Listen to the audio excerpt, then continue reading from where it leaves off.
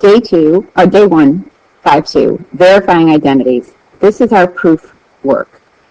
And the things we're going to do are to take identities, statements that are always true, we're actually going to prove that they're always true using the identities we already have. So for example, this says secant squared of pi over 2 minus theta minus 1 is the same as cotangent squared theta. We don't already have an identity that says this, and so we're going to pick either the left side or the right side and call it the given, and then we're going to manipulate it using all the identities we have and good math skills, and one step at a time, just like a regular proof, to show that it does equal the right side. And I'm going to do as many examples as possible. For this, we won't list reasons, but I will always state my reason aloud in this video. So I could either make the left side or the right side the given. Because there's more to play with on the left side, I'm going to say the left side is the given, so that would be my reason. And I have to write beneath that side and never rewrite the right-hand side until I get to the end. So for example, secant squared pi over 2 minus theta, that's one of my co-function identities, so I'm going to immediately replace that with cosecant squared theta minus 1.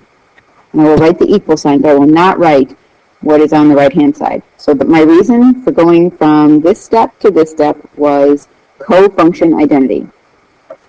Cosecant squared theta minus 1 is a Pythagorean identity, which I have memorized or written on a little scrap of paper next to me.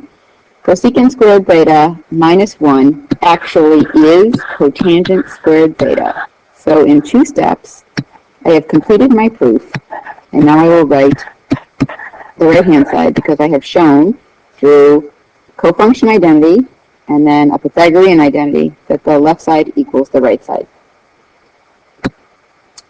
Here's another one. Secant theta cosine theta equals 1. Okay, again, the left-hand side has more to play with. So I'm going to start on the left side, and I'm going to say, secant theta is 1 over cosine theta by the reciprocal identities. Then I can cancel the cosine thetas by multiplication of fractions, and I get 1. 1 equals 1. Done. Here's 1. Again, the left-hand side looks like it's got more stuff, so I'm going to start there as my given. The numerator says secant squared theta minus 1, and the denominator secant squared theta. I actually have 2 choices here.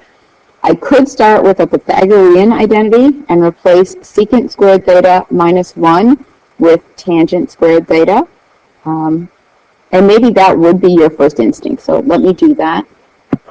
Let's call this tangent squared theta over secant squared theta. Then I'm going to replace, I'm trying to get to sine squared theta, so it's always good to look at where you're going. I'm trying to get to sine squared theta, so I really have to take out my tangent and my secant and replace them with sines and cosines and hope good things happen. I'm going to replace my tangent with sine squared theta over cosine squared theta.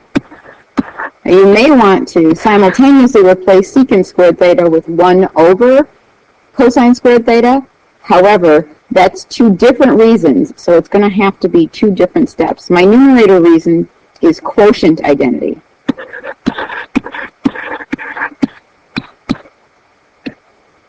Okay, so now I can do,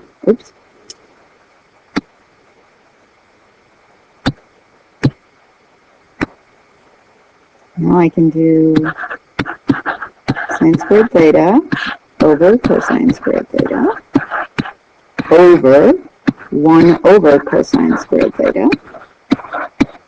And the reason for that would be reciprocal identity. I need to extend my page even more. Now I'm going to do sine squared theta over cosine squared theta times cosine squared theta over 1, and my reason would be that division, the definition of division of fractions is multiplication by the reciprocal. I'm going to cancel and end up with sine squared theta by sort of multiplication of fractions, and that's what I was looking for, so sine squared theta. All right, so that's one way to do this proof. I'm going to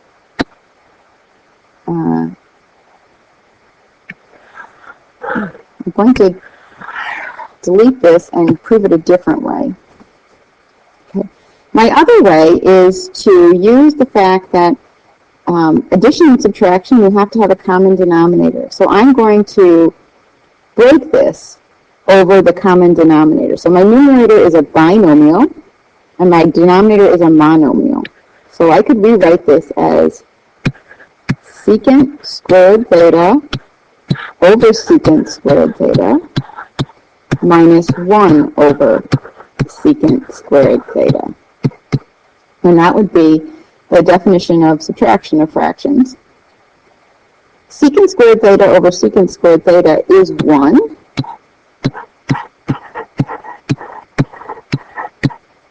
That's sort of lowest terms for fractions. 1 over secant squared theta is cosine squared theta by the reciprocal identities. And 1 minus cosine squared theta is sine squared theta. And that's what I was looking for.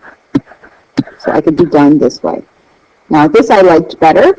Seemed to flow smoother, but you needed that sort of brainstorm that if you have a monomial denominator, you can break the numerator and have each piece in the numerator divided by that denominator. Okay, this one's going to take some work. I'm going to need a common denominator. So the first fraction needs to be multiplied by 1 plus sine alpha.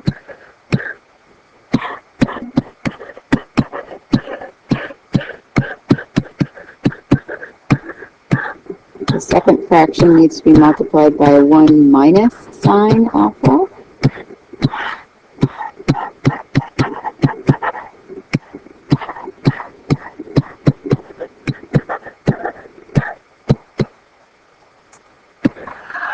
Then my numerator, 1 plus sine alpha plus 1 minus sine alpha over my common denominator. This would be sine alpha minus sine alpha, that would be 0, so 2 over my common denominator. And that would be, my reason would be addition. Now I'm going to actually FOIL my common denominator. So I've got 1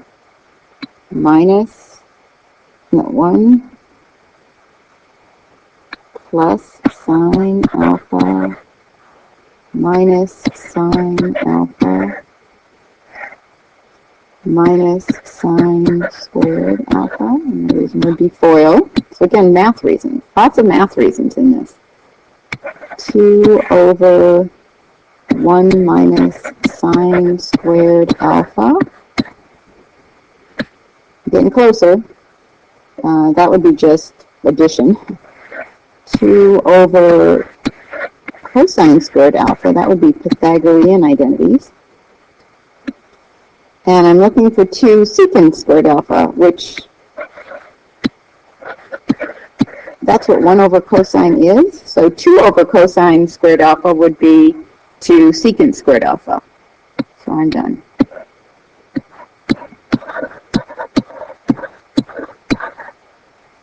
Okay. Oops. All right. This one looks like it should start as a FOIL problem. Though I'm not inclined. Well, sure, why not? It looks like I also have a couple of Pythagorean identities, but let's try it as a FOIL problem. Let's suppose that was our first instinct. So I have tangent squared x cosine squared x minus tangent squared x minus cosine squared x minus 1. Let's see if this gets me anywhere. Let's see.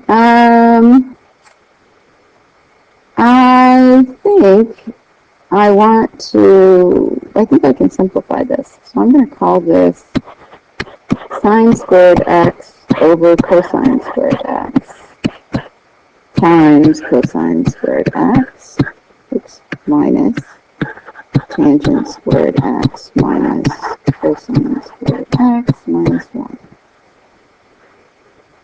Oh wait, this is plus. Okay, I don't want to have mistakes in these things. Multiplication would come before any addition or subtraction, so I'm going to do this multiplication, and that's going to cancel. So now I've got sine squared x minus tangent squared x plus cosine squared x minus 1 equals. And now I've got sine squared x plus cosine squared x. This term plus this term is 1 by the Pythagorean identity. So 1 minus tangent squared x minus 1 equals 0. 1 minus 1 is 0, so I get negative tangent squared x equals negative tangent squared x. Oops. Oh, wait. I should not have written that. I hope that doesn't equal 0.